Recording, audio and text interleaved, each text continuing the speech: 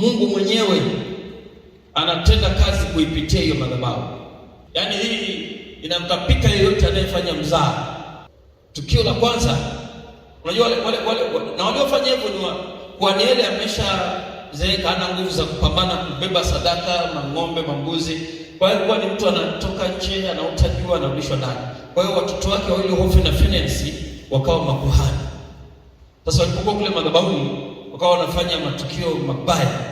La kwanza wakawa wanafanya uasherati, wanalala na wanawake kwa madhabahuni. Hilo la kwanza, ukanajisi madhabahu.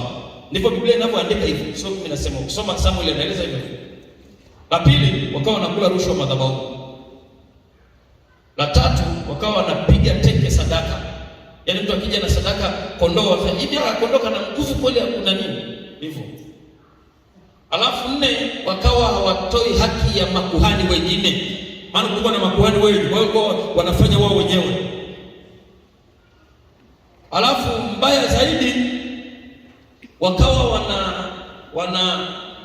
yaani zikija sadaka zile ambazo hazipaswi kuliwa, kwa mfano zile nyama zile za ndani, sio kuna nini vile vya ndani vile, wao wakawa wanakuja wanakula, wanatembea na umma, wanachoma, wanakula kwa nguvu. Kwa hiyo madhabahu ikachafuka kabisa, ikawa chafu. Na Mungu alipoona madhabahu imechafuka, akaona uwepo wangu na uondoa kwenye madhabahu. Na aliondoa kweli. Ndio maana sanduku la Bwana likatekwa, watu wa Danieli wakakimbia huko, Hofni na Finehasi wakauawa wote siku moja. Baba yao akaletoa taarifa, vijana wako wamekufa, sanduku limetekwa, naye akaanguka kinyume, akavunjika shingo. Mwali naye alikuwa katika harakati za kujifungua, akasikia mume wake kafa, shemeji kafa, baba mkwe kafa, sanduku limetekwa, akajifungua mtoto wa kiume naye akafa. Yaani hiyo madhabahu iliua kafamilia kale kote kale. Na ile nguvu iliyotenda kazi ndio hiyo inatenda leo. Ndio hiyo, yaani kuna watu wanatandikwa na madhabahu lakini hawajajua kwamba ni madhabahu. Kwa sababu hii madhabahu sio urembo. Sio urembo. Ndio maana tukienda maeneo yote madhabahu ndio sehemu pekee tofauti kabisa. Yaani thamani ya hili kanisa na majengo yote mlio nayo hapa, mlioyanunua, mlioyajenga, yaani haya majengo yote yanapata hadhi na nguvu kwa sababu kuna madhabahu. Ukishaondoa hii madhabahu, haya majengo yanaweza kawa ya CCM, ya Chadema, ya Yanga, ya Simba, ya mtu binafsi, lakini ukishaweka tu madhabahu yanakuwa chini ya madhabahu ya Mungu aliye hai. Bwana asifiwe. Kama tukaote sema amen. Amen. Kwa hiyo jana nilieleza kwa sehemu namna ambavyo madhabahu hii inaweza kumtapika yeyote, awe askofu, mchungaji, mwinjilisti, mhubiri, mzee wa kanisa na nani, yeyote yule. Akisha na ukishatapikwa na madhabahu, umetapikwa na Mungu mwenyewe. Yaani madhabahu ikishakutapika, huwezi kusimama popote penye jina la madhabahu ya Mungu ukafanya jambo lolote. Maana madhabahu ya Mungu kutapika ni Mungu mwenyewe. Na heri utapikwa na watu kuliko madhabahu. Madhabahu ikishakutapika, huwezi kwenda kusoma Biblia. Kwa Danieli baada ya kutapikwa na madhabahu, familia yake alikutana na majanga makubwa sana. Aliambiwa, moja, kwako hata kuwepo mzee milele, yaani mzee wa mwisho ni wewe, akifikisha miaka kadhaa minaua. Lakini mbili, akamwambia kwamba watoto wako wawili Hofni na Finehasi watakufa ndani ya siku moja. Tatu, na achilia roho ya umaskini ambayo haijawahi kutokea. Kwa Danieli alikuwa tajiri sana, lakini akaambiwa ukifa wewe na watoto wako wote, watakaobaki vizazi vyako vile vitakuwa maskini mno, na ili waweze kuishi na kula wataenda kupiga magoti kwa kuhani wapewe kipande cha mkate. Na yalikuwa mapigo mazito mno.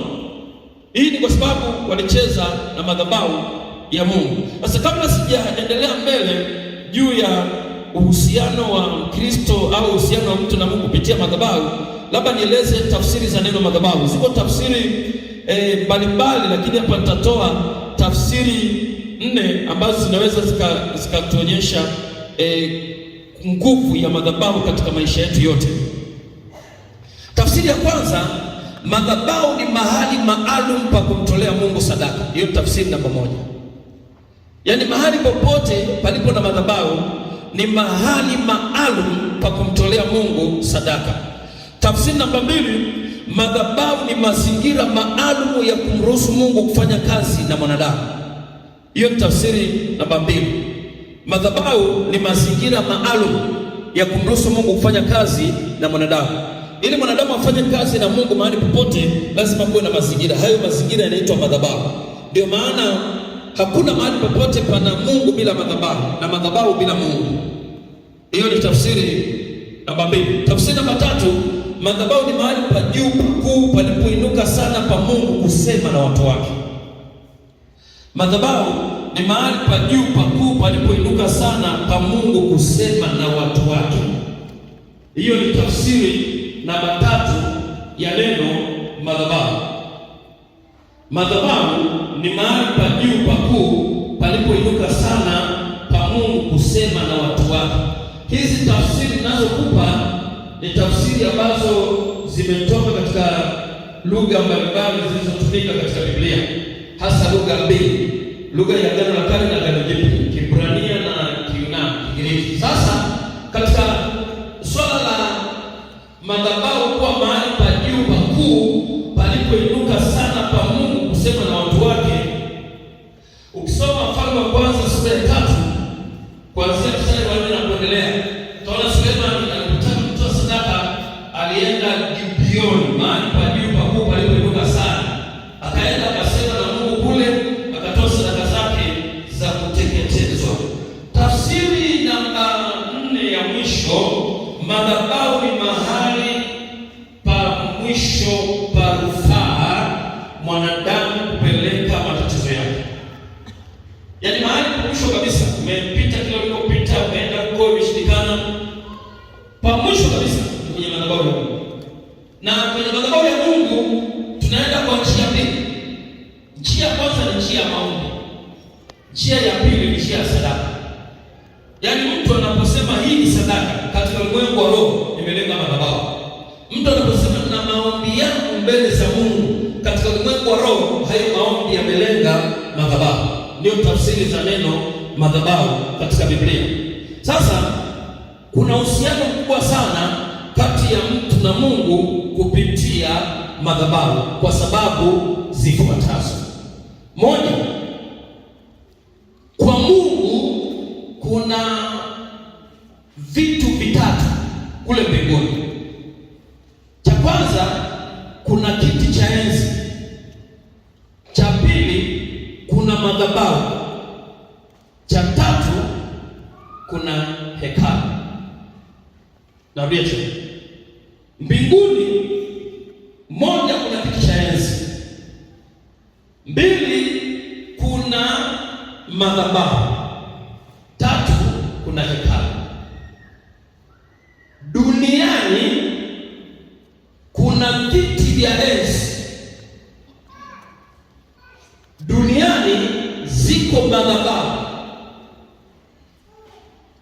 Duniani yako mahekalu. Kuzimu kuna kiti cha enzi cha shetani.